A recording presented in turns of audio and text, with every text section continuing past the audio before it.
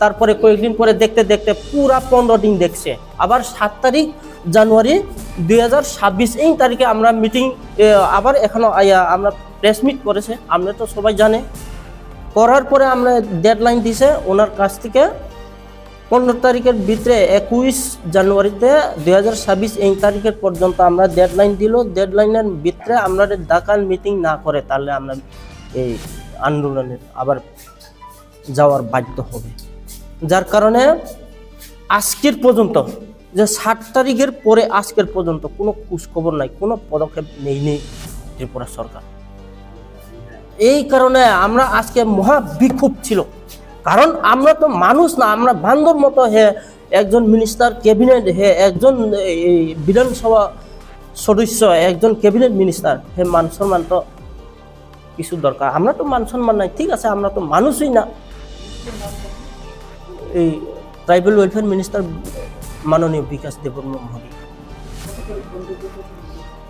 এটা মানে গত ওই ডিসেম্বর 2025 ডিসেম্বর 22 তারিখে আমরা এই অবরোধ পরে এরপরে 23 তারিখে মিটিং ডাকা হলো আর কি।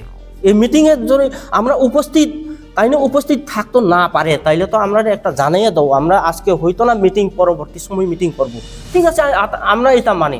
কিন্তু পরবর্তী সময় আবার তাই না এখনো যদি না ডাকিয়া সেরা লগে লগে মিটিং ডাকিয়া সেরা, এরপরে মিটিং আমরা যখন তাই না অর্ডার অনুসারে মিটিং উপস্থিত হলো, মিটিং উপস্থিত হওয়ার পরে কোনো এমন যে অবস্থা হয়ে গেছে, যার কারণে আজকে মহা বিক্ষোভ। আমরা আগামী 20 তারিখ এখন আবার ডেডলাইন দিব, আগামী 20 তারিখে এই ভিতরে যদি না হয় 20 তারিখে পুরা আসাম আগরতলা লাইফ লাইন অবরোধ করব। এরপরে রেল এই ট্রেন লাইন অবরোধ করব, 2টা জাতীয় সড়ক।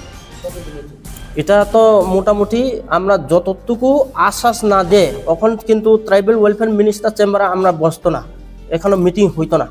ডাইরেক্ট আমাদের ত্রিপুরা মাননীয় মুখ্যমন্ত্রী প্রফেসর ডক্টর মানিক সাহা উনি চেম্বারে আমাদের ডাকিয়ে সেরা মিটিং অ্যারেঞ্জ করতেই। যদি না হয় অনির্দিষ্টকাল আমরা মরলে মরক, বাঁচলে বাঁচাও, দরকারই নাই। যার কারণে আমরা অনির্দিষ্টকাল আমরা তখন আন্দোলন বাধ্য হয়ে গেছে।